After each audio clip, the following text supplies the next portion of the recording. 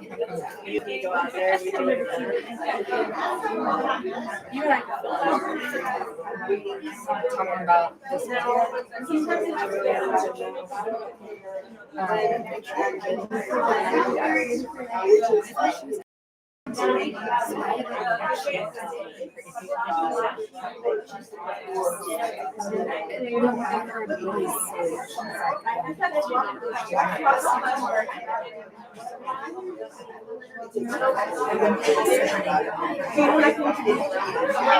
Okay, and we're done at 5. It's really loose. Normally what we do is like 30 minutes of chatting and then like 30 minutes of questions. But you can do 45 minutes of chatting, you can do 6 minutes of chatting and just sort of have the audience vamp, whatever you guys want. You can kind of just decide and then we'll do questions and then if you can keep it whenever you're ready to stop, we'll stop and then we'll do a little. I left my library back here, so I won't know what time it is. We can give you a little. What would be the most ideal times for Why us don't you to give us come? a half-hour warning, and then that doesn't mean we'll stop instantly. Okay, perfect. Caroline, that'll be you. Okay, great. I've done a real number to these. I did an event at Chevalier's last week. Oh, really? How was it? And they had the microphone. I went talking to the microphone. Finally, is this thing even on? It was not. It wasn't, but everybody had heard me. I said, okay, enough. Let's talk about This it. one's for recording. Do you want me to go? Maybe like Okay, it's like the recording, right? yeah, I haven't done it yet because I didn't want it to start yet. Oh, and we're recording. We'll be in a second. Okay, I'm gonna. So when you start recording, you do it, or we have to click something? You don't have to do anything. Okay. So now I'm gonna hit the.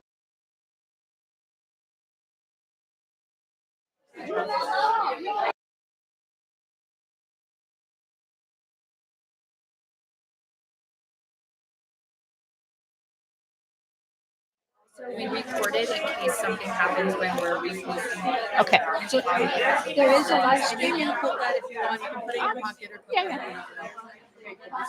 Yeah, that's great. And we're now recording. And the live stream is up. So I'll go make the No more farting. You would be surprised. We've had a couple of I know. I'm sure. Okay.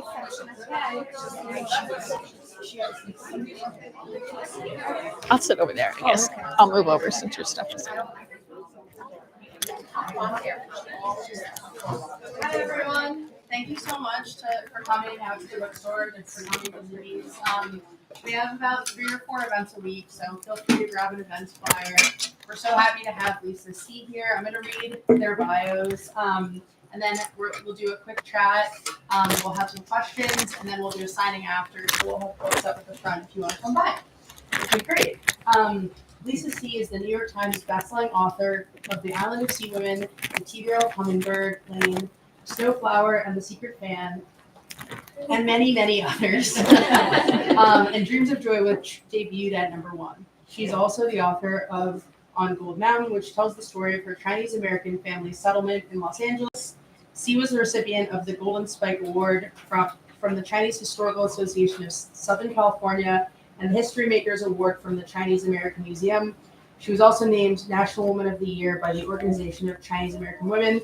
On a somewhat personal note, we've also sold so many of her books over the past year. It is absolutely just so widely beloved. We're so grateful to have you here and to have your conversation partner, Lorraine. As a licensed acupuncturist, Lorraine Wilcox became interested in translating ancient Chinese medical texts into English. She taught herself medical Chinese and has published 8 books on Chinese medicine. Her favorite is Miscellaneous Records of a Female Doctor, which contains 31 case studies from Tan's medical practice. So I'll hand it over now. Thank you all for coming. Thank you both for being here.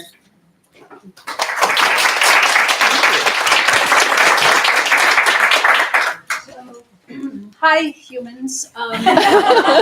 Yeah. So a couple of years ago, what year was it that you called me? 2020. 2020. So we were just into the pandemic, and I was teaching on Zoom and, not in contact with anyone in like real life. And my phone rings. Usually I don't answer the phone because, it's all like, your car warranty and whatever. But for some reason I answered this phone, and then I heard a female voice say, Lorraine Wilcox? Yeah, that's me.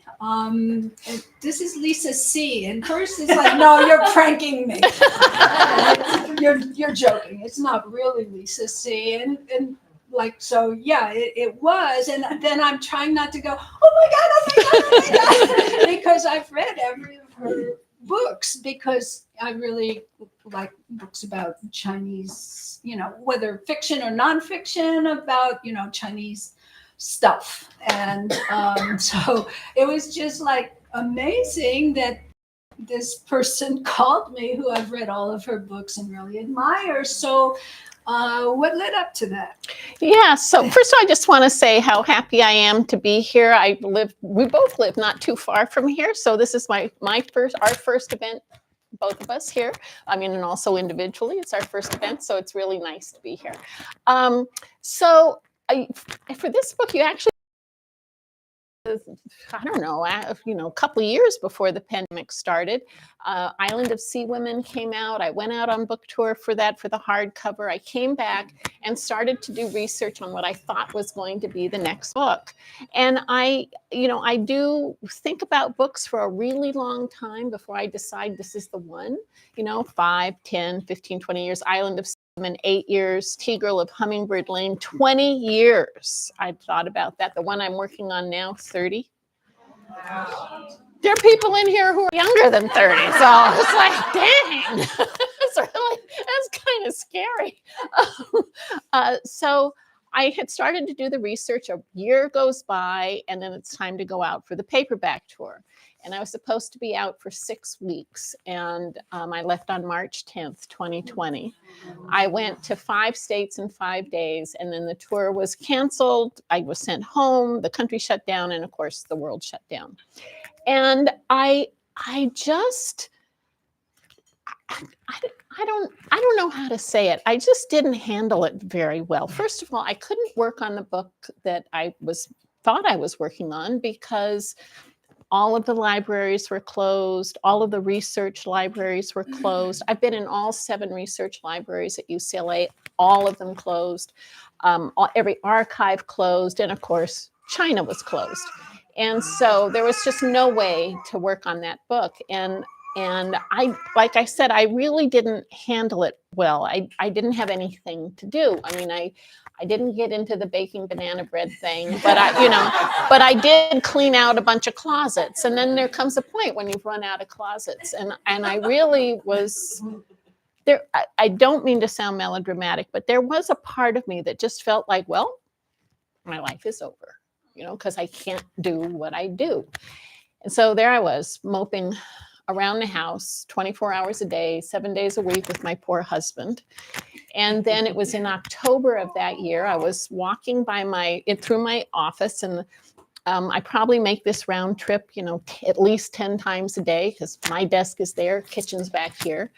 And the spine of one of the books on this wall of research books jumped out at me, and it's right here. Why? Because if you look at the spine of this, there's nothing to jump, right? But it was like it jumped off the shelf and into my hands. And even the cover, it's not like, I gotta read it, but Reproducing Women, Pregnancy and Childbirth in the Ming Dynasty. And I opened it up, this is your copy, but I'd opened it up, and I not only had it on my shelf for 10 years and never read it, I had never even opened it before. But I thought to myself, well, here we are in the middle of a pandemic. My life is over. I might as well, start reading it right now. And I sat down, started to read it, and I got to page 19. And there was a mention of this woman doctor in the Ming Dynasty who, when she turned 50, published a book of her medical cases in 1511. And I set the book down, and I went to look her up on the internet. And I'm getting to you. No worries. went to look her up and discovered that her book was still in print, not just in Chinese, but also in English. And so, this was very still early in the pandemic. Everything was closed. I'm a huge supporter of independent bookstores. This whole tour has been independent bookstores, but I ordered from Amazon, and I had it within 24 hours. And so instead of thinking about this for 5, 10, 15, 20 years, it was all of about 26 hours. And it was still closed, right? I still couldn't go to any research libraries or archives, and China was still closed. So I had to think about doing research in a very different way. And I felt like I just needed to start reaching out to people. And so the first person I looked for was the person who had translated this book. And I'm looking on the internet, and I'm looking and I'm looking and I'm looking and I'm looking, and I think, she could be anywhere. She could be in Australia. She could be in Canada. She could be in Kansas. Turned out Culver City, and I just felt like that was sort of another moment of like fate with this book. Because you're local too. Yeah, and I'm local too. So so close to each other. And it was still really early, so way, way, way before vaccines. We couldn't meet in person, but we did meet on Zoom a lot. And you sent so many articles and dissertations and notes that would say, somebody's giving a lecture in Singapore at 2 a.m. our time. You should watch it. And I would. Yeah, I'm a bit obsessive. Yeah, but it turns out I am too. So we're, obsessive minds work well together.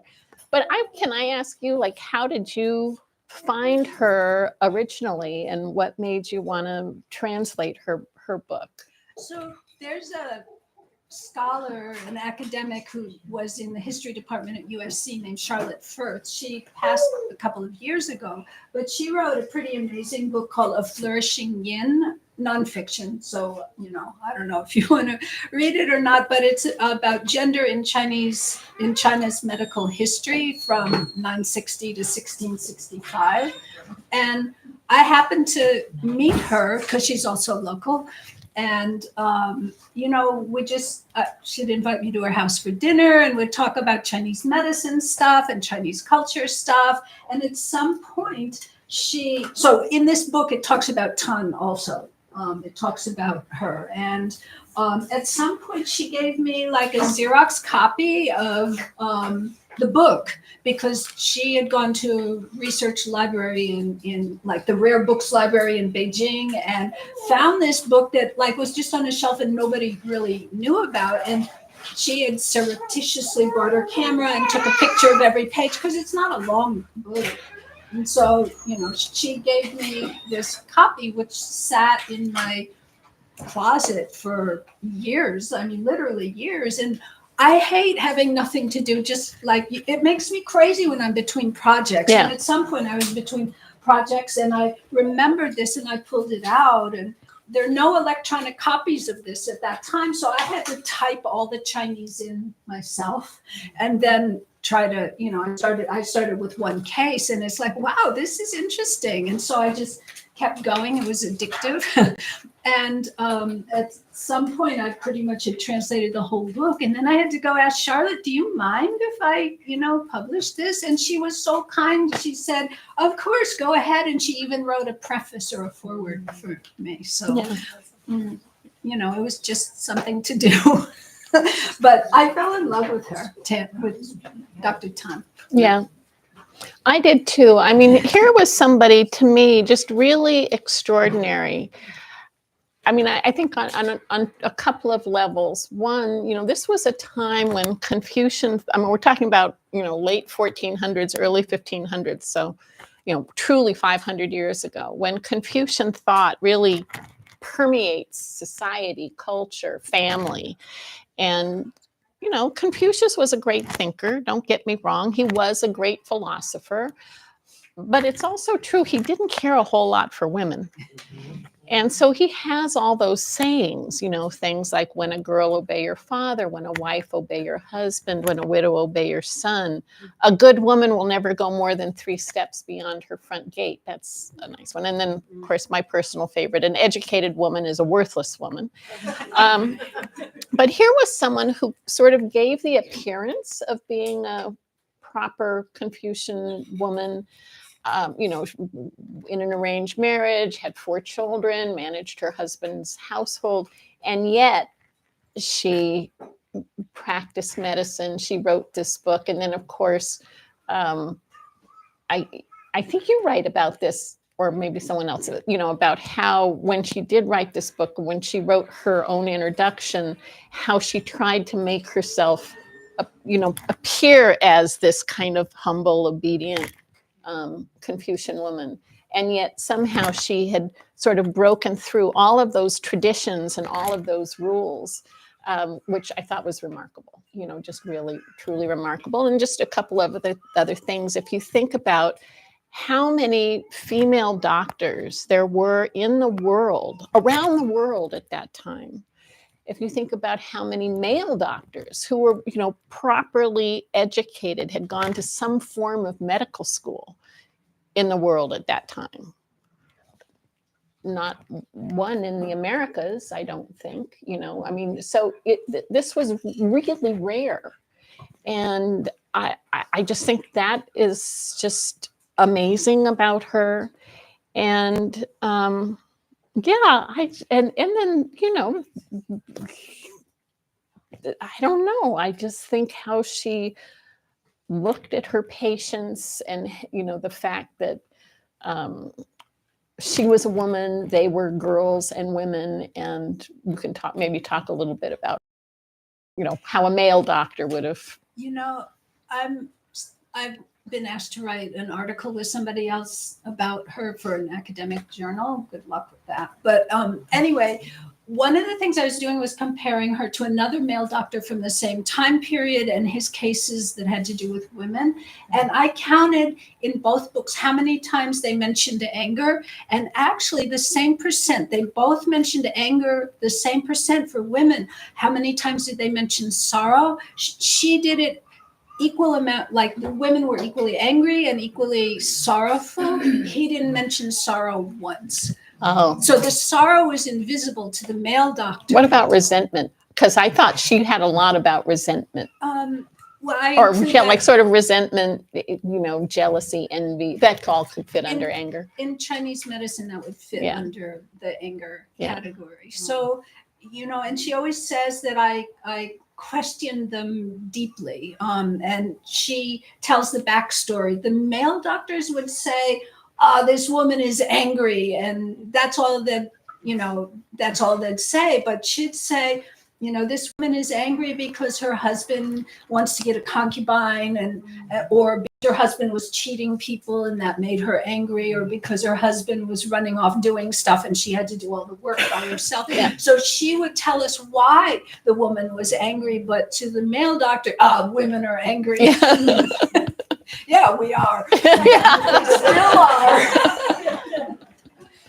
Yeah, I also think it's interesting at that time, and I do have some of this in the novel, because there's the grandfather who's a doctor, got a literati doctor, and then of course there's Dr. Huang, who's a male doctor.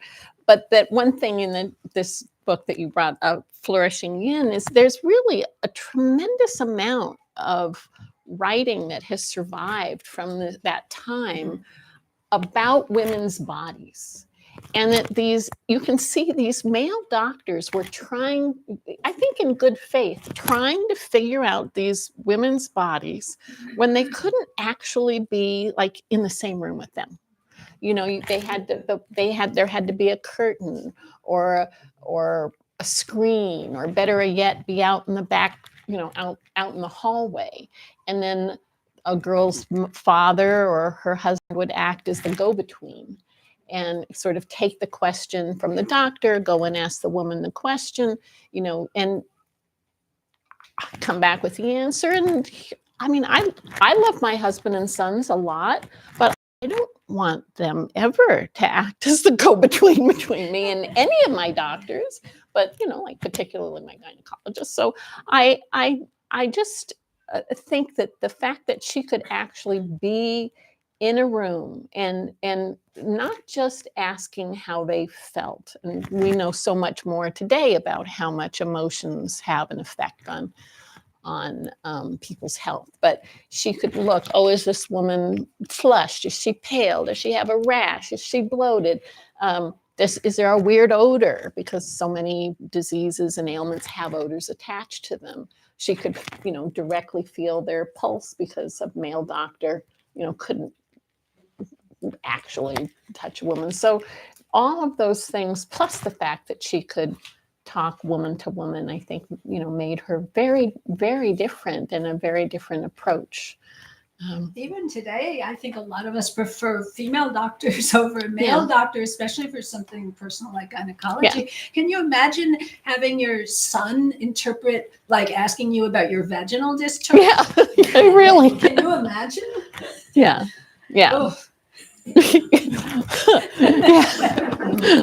I'm struggling with it right now.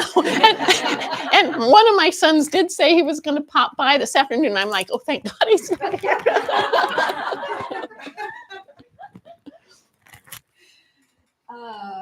So, one of the things I'm curious about is how your first book on Gold Mountain was like an amazing book about the history of through your family of the Chinese immigration to the West Coast and so forth.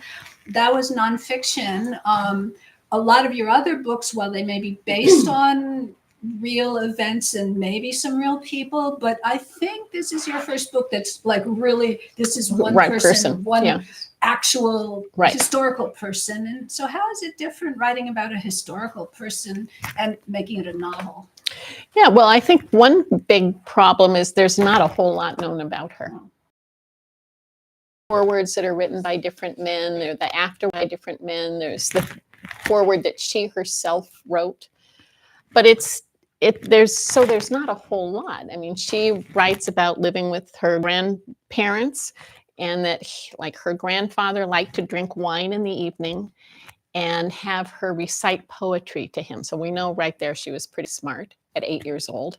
And that one night, and this I do have memorized, he said, this girl is too smart to confine her to just reciting, to just doing embroidery. We should teach her my medicine. And while it seems as though she really learns from her grandmother, I don't think that ever would have happened if he hadn't kind of given his stamp of approval. Another thing she writes about is her own health, and that she was not terribly healthy herself and came close to death several times.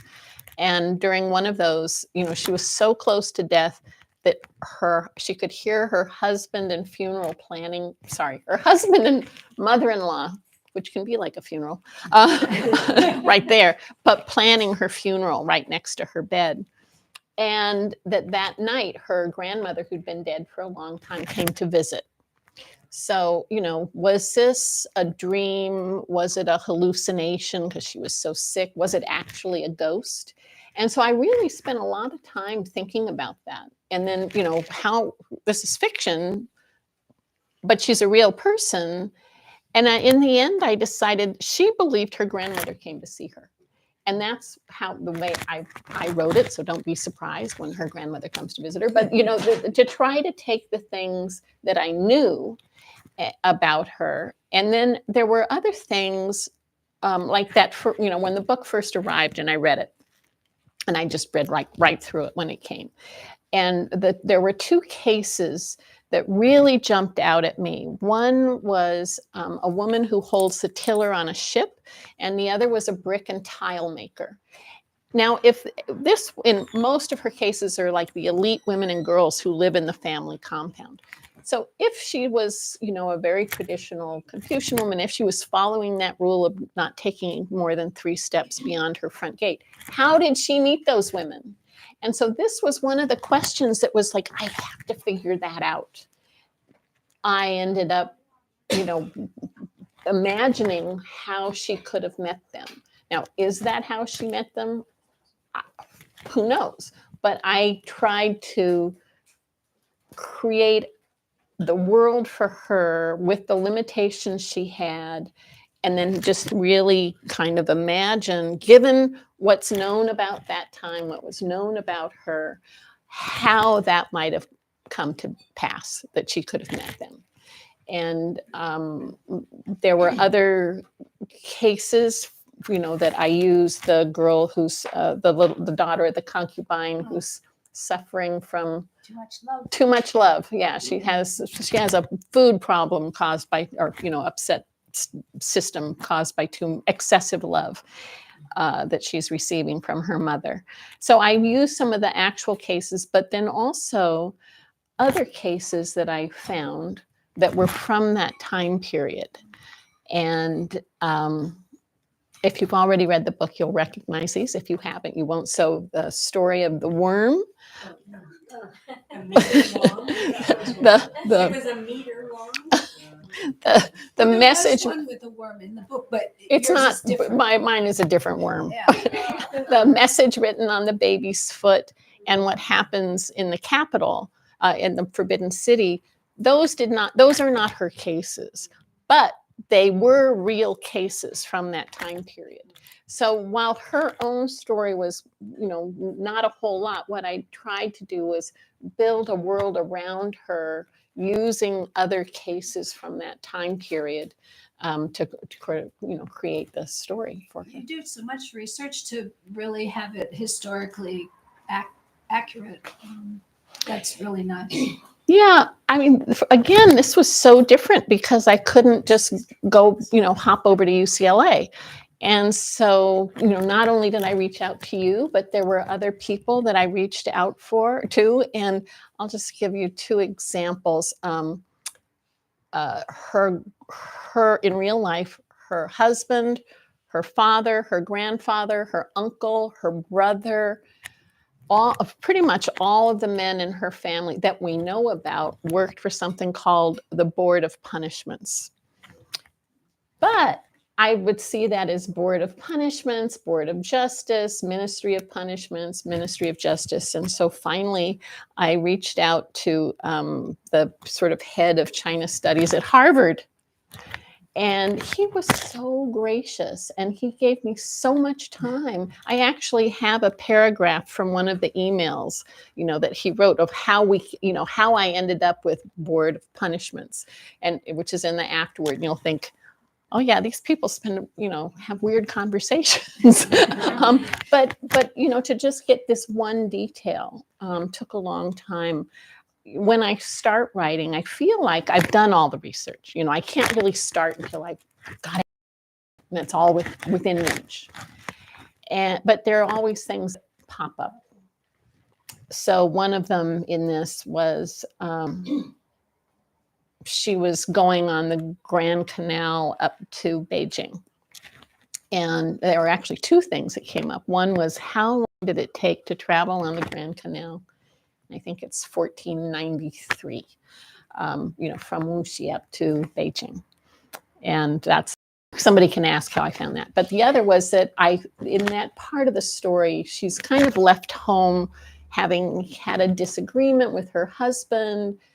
Some other things have happened. And I felt, as a reader, I wanted her to write a letter to her husband. I just felt if I was reading this book, I would just want her to write a letter. And I'd be very bothered if she didn't. I'd be like, she could have just written a letter. It's like sometimes when you're watching TV and you think, well, why didn't they just make a phone call? Of course, then there wouldn't have been the whole movie, right? But I think that way. And so the question that came up for me was, well, did they have a postal system in the Ming Dynasty? And this turned out to be a really hard thing to find, not something you can just type in and find it. And there was a professor at Irvine who eventually put me in contact with a professor in British Columbia who has spent something like the last 10 years researching the postal system of the Ming Dynasty. And so while that actually ends up, it's like one sentence, I wished I could have written a letter, but there was no way I could because whatever the reasons are. That way, if I'd been reading it, I would have just been okay. Phew. But in reality, to get that one sentence probably took me 40 hours of research to get to it. It's the same when I was doing this. There were so many things I had to ask people about, but you seem to have higher level contacts than I do. Well, I actually have a theory about this, which is we were in the pandemic, and I don't think any of those people would have responded to me if it had been normal times. And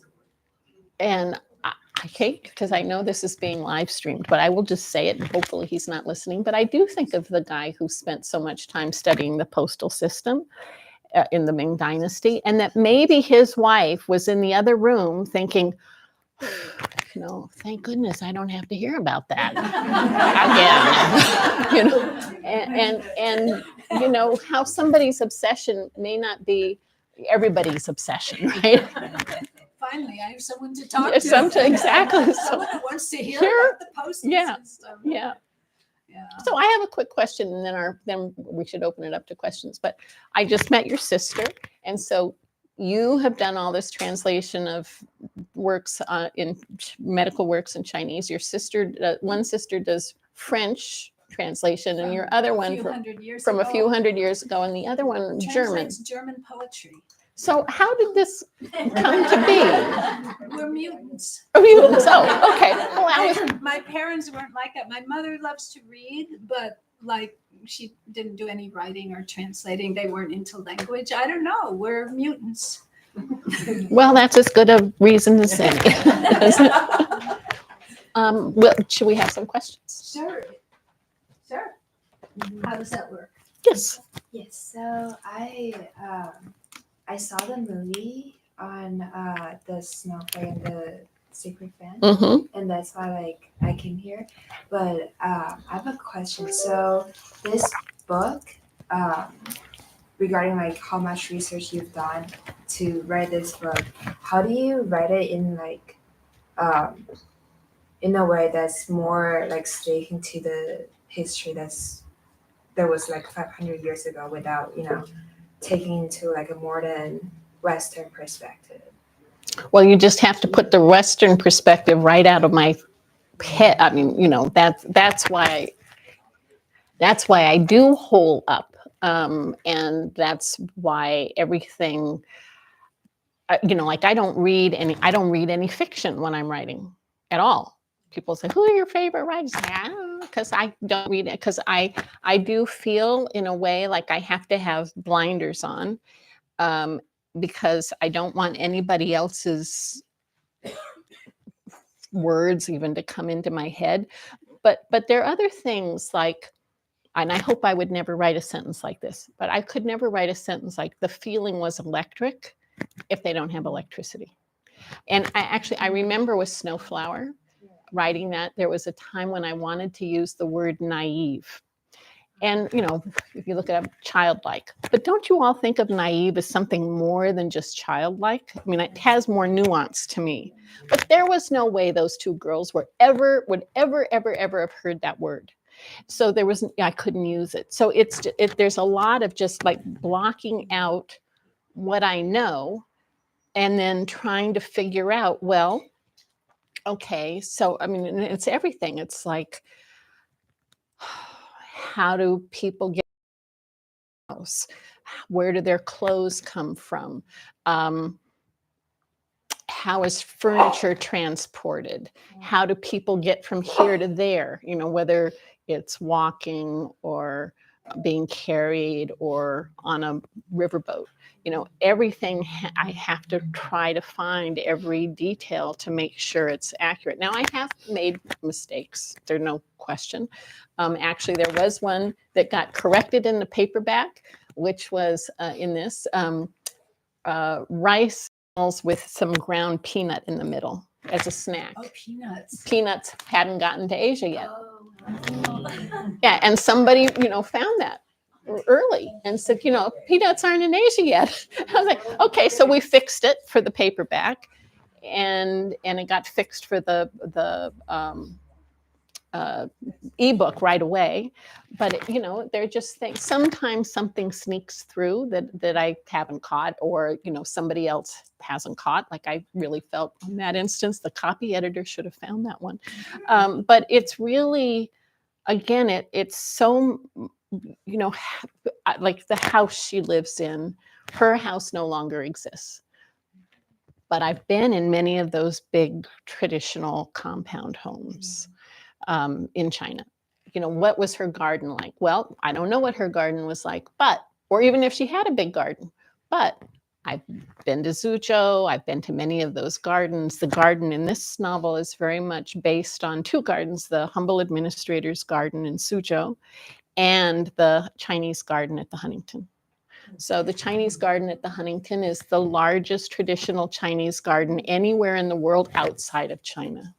And guess what? They opened kind of early in the pandemic. And my cousin worked, and very limited how many people they would let in every day, but my cousin works there. So I was able to go early and you know, spend some time, even though I had spent a lot of time in Chinese gardens, to spend time there and with actually not all the big crowds was really great.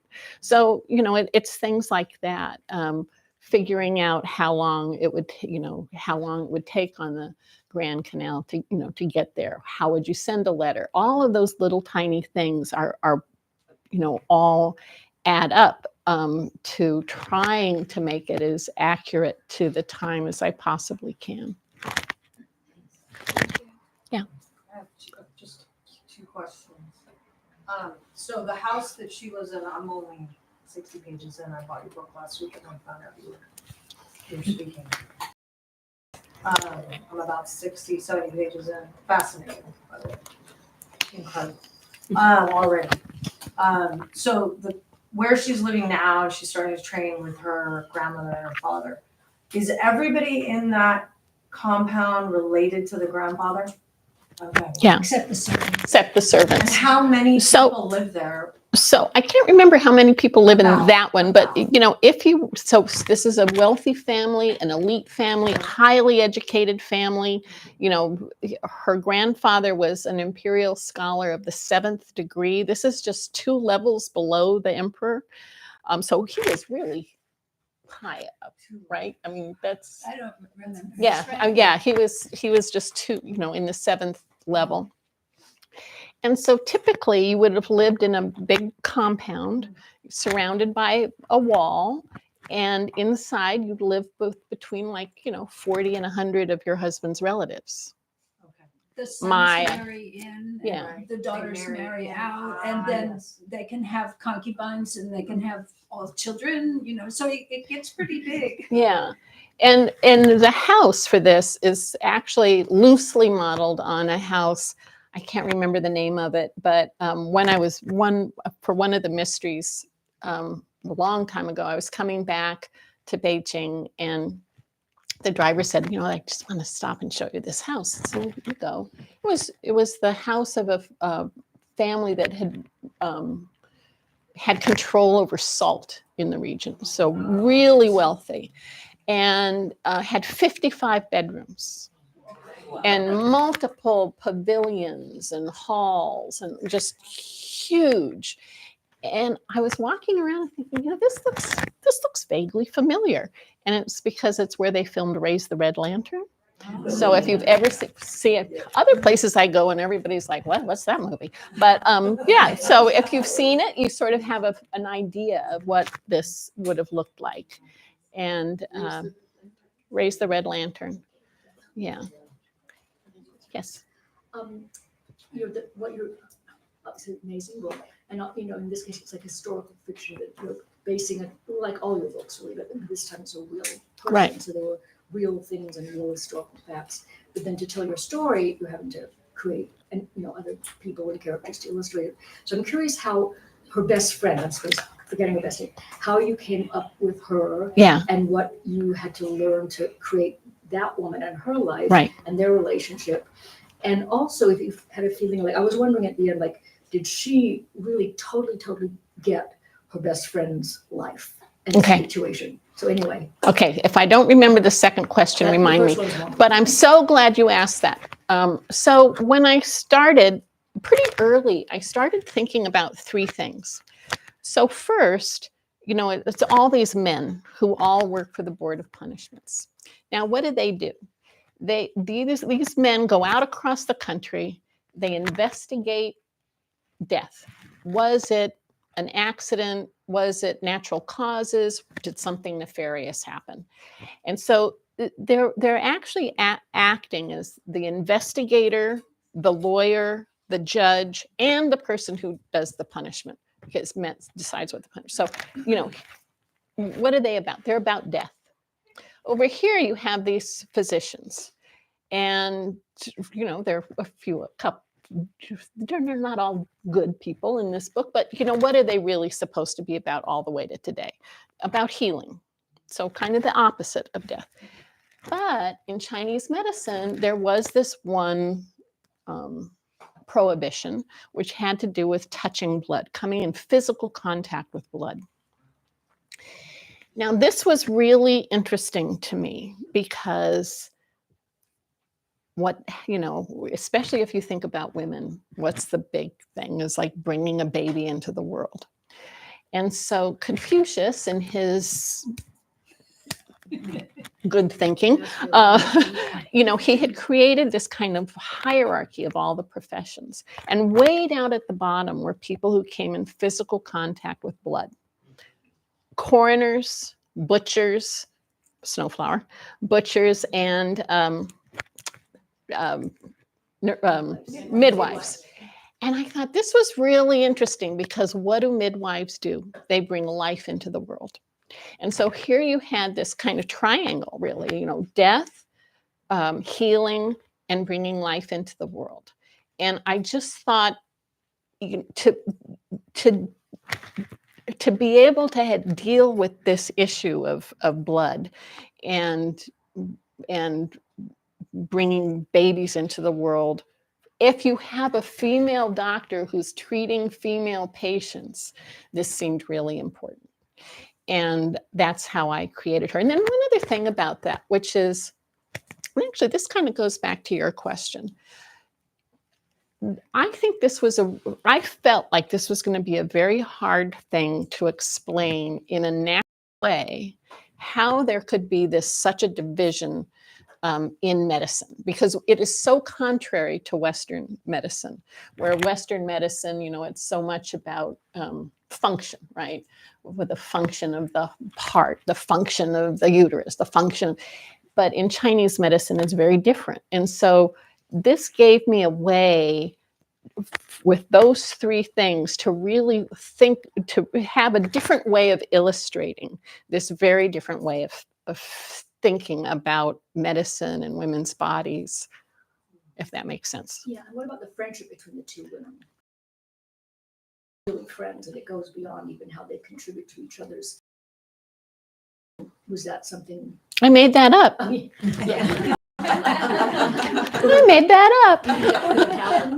It didn't, I mean, who knows? Yeah. Maybe she had a friend, but you know, she doesn't write about a friend. Yeah. But yeah, no, she's there as a function of trying to illustrate these three really, you know, basic ideas in a way that felt natural, would make it feel natural to the story.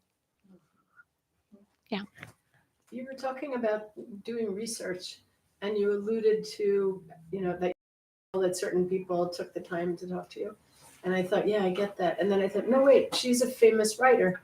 And I'm wondering, like, how helpful is that when you try to contact people who Well, first of all, I don't think of myself that way. You know, I don't wake up in the morning like, Lisa, famous writer. You know, yeah, but I don't. I mean, I just was like, I can't believe I found you. See, and so it's like I couldn't believe that guy from Harvard answered my email. Some of the academics may not read this kind of fiction. But he said, "Oh, I have your book on my shelf," and I was like, "Well, I have one of your books on my shelf too." That's what I was wondering. Yeah. Do they recognize your name? Does that help? Sometimes it way for them does. to wanna give you more I think information. sometimes it does, but it also really helps to have people who introduce me. You introduced me to a lot. I can't remember different. I mean, there was that one woman who was a little cranky with me. Her mother had been a midwife. She I remember. Anyway, but also the professor at UC Irvine who introduced me to several people. And he would, like, I would see the email. I just want you to know she's actually a legitimate, you know. Yeah. And so, you can answer her, give her a little time and she'll have a good question for you. But I don't know if I just went completely out of the blue and reached out to somebody. I mean, I didn't just I did get your phone number, but I got it from Emperor's College, I think. And, I did track you down that way. There's no secret. You can't hide anywhere. That's the truth. And again, if there are people who write about the postal system of ancient China, they may really be glad that somebody. Exactly. Yeah, exactly. Like somebody's actually interested in this. And I, and some of it is kind of esoteric too. It's like, not a lot of people have devoted their lives to studying a subject like that. So I really do feel with these books that I have read a lot of unpublished dissertations where I'm pretty sure that maybe I'm the only person besides their mother who read it. But they are the experts on something that might be really narrow, but they're the total world's experts on it.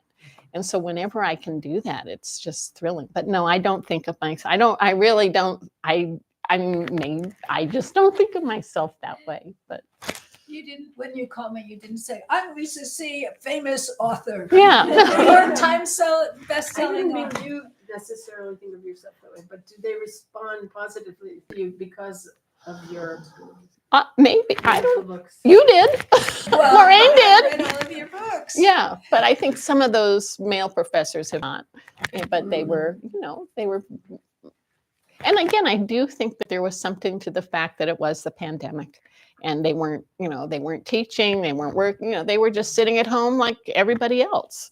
And the fact that somebody was like, can I talk to you about something that you know a lot about that nobody else wants to talk to you about right now?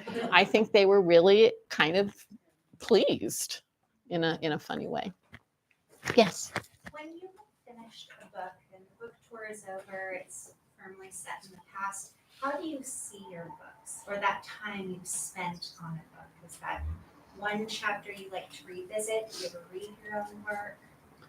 I never do, because by the time I'm done, I've probably looked at it 20 times, between all the drafts I've done that I then do with my editor, copy editing, page proofs. It probably is around 20.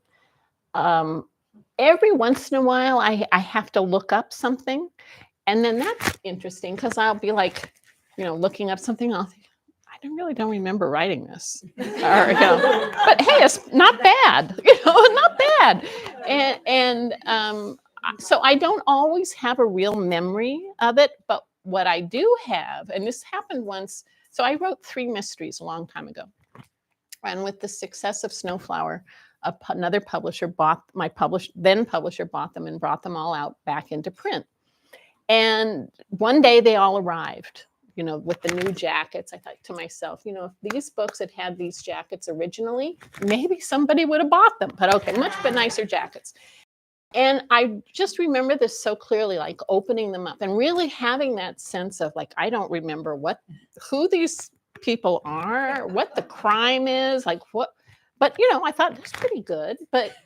But here was the really interesting thing. I could remember exactly what was happening in my life emotionally. Exactly on that day that I wrote it. Oh, my one son had gotten in trouble at school, or, my husband we were having a worry about taxes or something. Because even though these books aren't autobiographical, I think my emotional life definitely goes into them. And I really saw this, when I'm working on it, I don't see it, when I was working on Tea-Girl of Hummingbird Lane, so 12 days before the book was due, my mom was diagnosed with cancer, and she died 10 days later. And you know, if you've ever lost someone, you have to like take apart their lives. She lived in Santa Monica, move her out, sell a condo, turn off the electricity, get rid of her clothes, all the things you do, and plan a memorial, all those things. And so you're busy, right? And meanwhile, I finished the book, I turned it in, now copy editing comes, page proofs, and it was pretty far along, like before I could make any changes or anything. I was looking at it, number 18 time. And all of a sudden, I just saw that this whole book was about this kind of concept, Chinese concept of mother love that I'd written about in Snowflower, that I'd written about in Peony and Love, but this was like, and hence how much time do we have? Because I sort of tell you about my whole evolution about that idea of mother love. But all of a sudden, I just thought, oh my gosh, this is just another book about mother love, but from that perspective of separation. That at any point, at some point, you're going to have this irrevocable separation. And, yes, we found out that my mom was really sick, but she had been sick for a couple of years. So I think that whole experience just completely infused that novel in a way that I really wasn't aware of as I was writing it.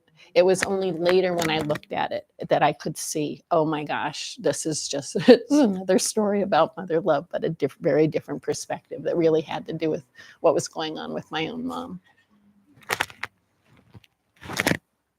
Go ahead. You write about very strong women, and everyone adheres of women, and so we can relate. You're beloved by most women who read your stories. I'm wondering, was there ever a poll taken or a survey taken that addresses men? Is there a story that you've written that you've learned that appeals to men? That's an interesting question. So I'm sure they could tell you here in the store, 80% of all books are bought by women. I would say for me, it's probably like 90%. Of the ones that I know and it's always interesting. I don't always, like Island Women, that was very popular with men, but I think there's a lot of war in that one, and like traditional war that's happening. And what's another one? Gold Mountain. Yeah. Yeah.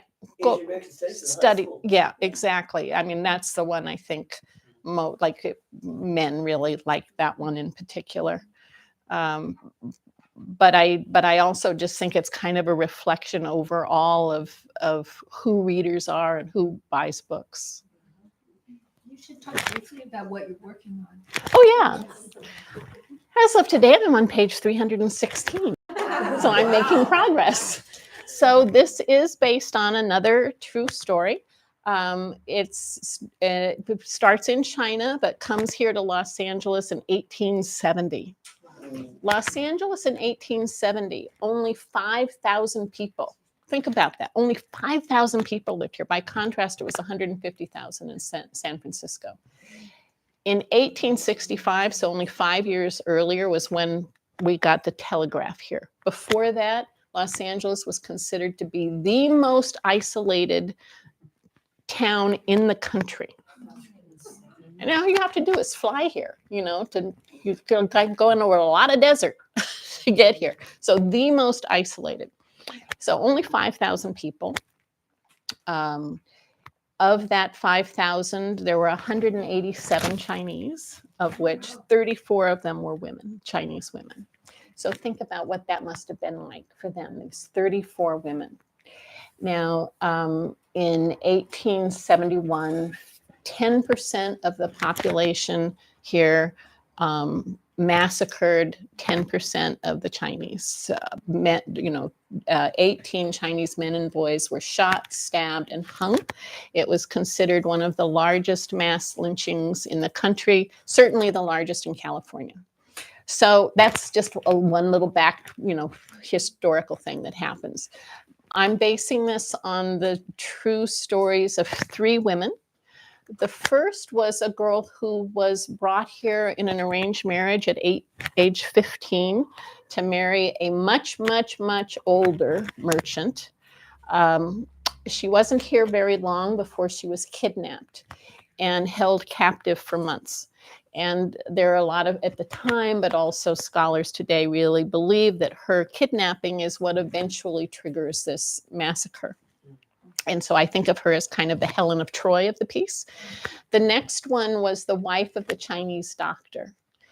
Now think about it, 1870, this is just right after the Civil War. We know that Western medicine was really, really, really backward, but Chinese medicine already had a couple of millennia behind it. And so he had 2 offices. One, it wasn't even a Chinatown, it was just a street. So he had one on that street and then one in the white part of town where he saw, Anglo patients. He spoke 4 languages, English, Chinese, Spanish, and French, the 4 big languages of Los Angeles. Italian was the other big one at that time. And his clients were really sort of this, again, kind of the elite of the city. Hugely well respected. He wore a diamond ring, very just beloved, and he was the second person to be killed.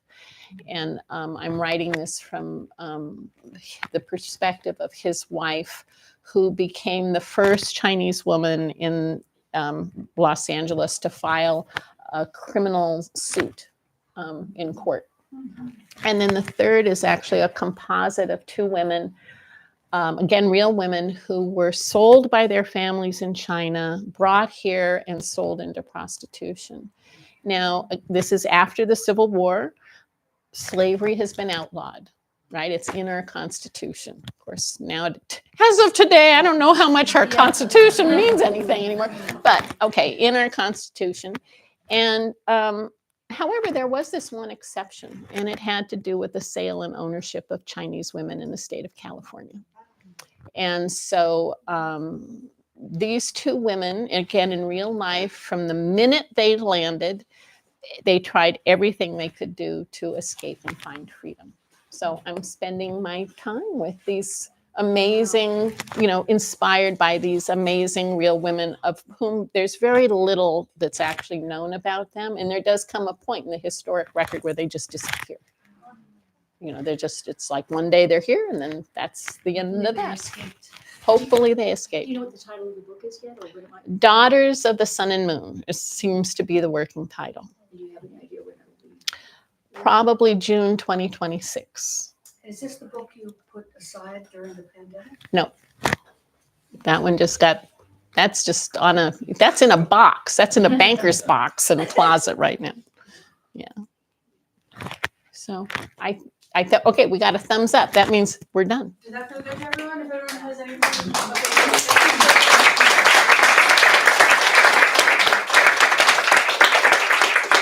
Thank you both so much. This was amazing. Your books at the front, and we'll start a signing line.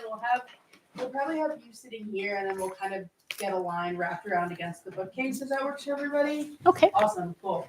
Great. Thank you. Good job. Yeah.